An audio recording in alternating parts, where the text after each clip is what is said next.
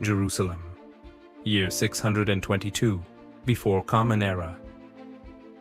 The air in the depths of the temple is thick and heavy, laden with the metallic smell of fresh lime, the sweat of hundreds of workers, and the stagnant dust of centuries of neglect. The young king Josiah has ordered a massive remodeling of the national sanctuary, a building that until then was just one of many centers of worship in the Levant. Suddenly, among the rubble of the works, a cry breaks the rhythm of the hammers. High Priest Hilkiah emerges from the shadows with an object that will change the fate of civilization. A yellowish leather scroll, found supposedly by accident in a hidden niche. The priests proclaim it to be the lost book of the law, supposedly written by Moses himself centuries ago.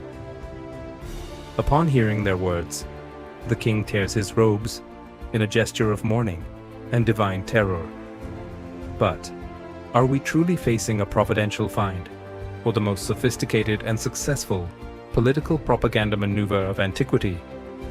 What we know today as the Bible did not fall from the sky in a spiritual vacuum. It was born in the middle of a crisis of desperate refugees, an imminent threat of imperial annihilation, and a bold plan to invent an indestructible nation. Today we unearth the Josiah Code, the secret operation that not only created a religion, but transformed the identity of a people into a portable survival technology. Welcome to the heart of the 7th century before Common Era, the exact moment when the pen became the most powerful weapon in human history. To understand why King Josiah needed a miracle under the foundations of his temple, we must go back a century in the geopolitical map of his time. In the year 722, before Common Era, the powerful Assyrian Empire, the most relentless war machine of the Iron Age, wiped the kingdom of Israel, the prosperous and sophisticated northern neighbor, off the map. While Samaria burned, thousands of hungry and resentful refugees crossed the borders of Judah seeking refuge.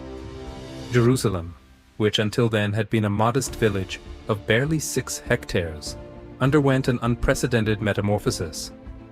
In just a few decades, the population grew tenfold, turning the capital into a metropolis of 60 hectares protected by the impressive Broad Wall, built by King Hezekiah.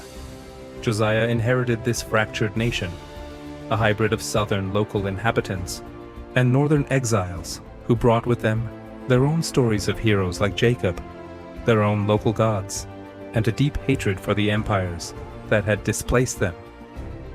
Judah was a survivor state, caught between the jaws of Assyria and the growing ambitions of Egypt. Modern archaeology, led by researchers like Israel Finkelstein, reveals to us that this kingdom of the late 7th century was the first to be truly centralized and literate in Judah's history. It was not the romantic era of nomadic shepherds wandering freely, but an era of royal scribes, standardized seals, and a complex administrative bureaucracy capable of managing taxes and censuses. It is in this context of social and political pressure that the need arises to unify these two populations under a single ideological banner. Josiah understood that survival depended on a radical unification: one God, one king, and one temple. But to achieve it, he first had to rewrite the past. Stratigraphic evidence in places like Megiddo shows that the city-states traditionally attributed to Solomon's time actually correspond to later centuries, suggesting that the narrative of a great ancient unified empire was a retrospective projection designed by Josiah's authors to give prestige to their own kingdom. The genius of Operation Josiah resided in the deliberate use of language as a tool for social cohesion. Scholars agree that the book found in the temple was an early version of Deuteronomy. This text was not a neutral chronicle of ancient laws. It was a manifesto of radical centralization of power. The book ordered the immediate destruction of all high places and local altars in the hills, prohibiting sacrifices in any place other than the temple in Jerusalem. This was not just a theological reform, it was a far-reaching, economic revolution. By centralizing worship, Josiah took absolute control of taxes, offerings, and the capital flow of the entire region, eliminating the autonomy of rural priests. However, there was a fundamental narrative problem: how to convince northern refugees that their sacred stories belong to the southern crown.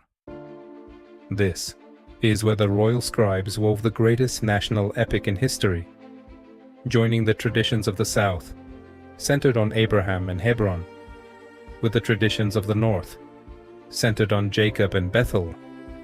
They created an uninterrupted linear genealogy, where Abraham became Jacob's grandfather, merging refugees and locals into a single family under the same eternal covenant. But in their eagerness to make these ancient tales convincing to their contemporary audience, the authors left undeniable fingerprints of their own time, the famous biblical anachronisms. The book of Genesis describes camel caravans in Abraham's time, but modern archaeozoology has shown that these animals were not mass domesticated as beasts of burden in the Levant until the 7th century before Common Era. Excavations at Tel Jemme, a key trade center of the Assyrian period, show a spectacular increase in camel bones precisely in Josiah's time, but not in the Bronze Age. The same occurs with the Philistines. The Bible places them in Isaac's time, but these sea peoples did not reach Canaan until centuries after the patriarchs' supposed life.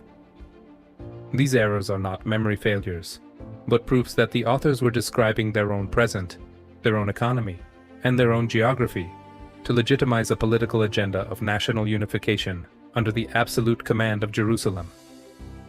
The climax of Josiah's vision occurred in the battlefields of Megiddo in the year 609 before Common Era.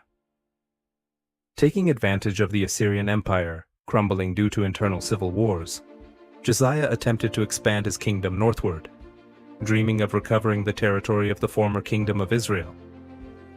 The biblical text portrays him as the perfect warrior, a new Moses destined to restore the glory of the Promised Land. However, the physical reality was tragic. Josiah was intercepted and killed in battle by Pharaoh Necho, the second of Egypt. The political dream of a unified earthly empire seemed to die with him in the dust of Megiddo. But here, history's most fascinating paradox is born. Although Judah was conquered by the Babylonians barely 2 decades later, and Jerusalem was reduced to ashes, the spiritual technology Josiah had activated was already unstoppable. By moving national identity from the vulnerable stones of a territory to the immortal words of a book, Josiah made his people invulnerable to geography. When the survivors were dragged into exile in Babylon, they did not disappear like so many other conquered nations. They took with them Deuteronomy and the stories of the patriarchs. They took with them their homeland inside a portable parchment. Josiah's political operation failed militarily, but triumphed anthropologically.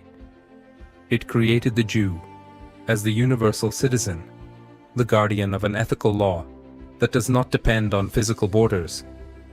The truth of the patriarchs is not found in the carbon-14 of lost camel bones, but in the vision of a king who understood that ideas are more resilient than the marble of empires. This unification of traditions allowed Israel to survive 6 successive empires, transforming a catastrophic defeat into a perpetual intellectual liberation. Modern archaeology has not destroyed the Bible. On the contrary, it has elevated it to the category of a masterpiece of social engineering and cultural resistance facing adversity. By understanding the Josiah Code, we discover that our identity is not a mere biological accident, but a deliberate ethical construction designed to survive time. History teaches us that a small people can be more durable than the vastest of empires if its foundations are made of ideas and not stone. But now the question is for you. Do you believe that knowing the Bible had a political purpose of unification in the 7th century, before Common Era, detracts from its spiritual value? Or on the contrary, does it make it more fascinating, as proof of human genius to resist extinction? I read you in the comments. If you value this level of academic depth and historical research, subscribe to the channel, give this video a like, and activate the bell so that we can continue unearthing the secrets of our history together. This is part of our series, Chronicles of Thought. Until the next chapter on our channel, Jewish History, Evidence and Truth.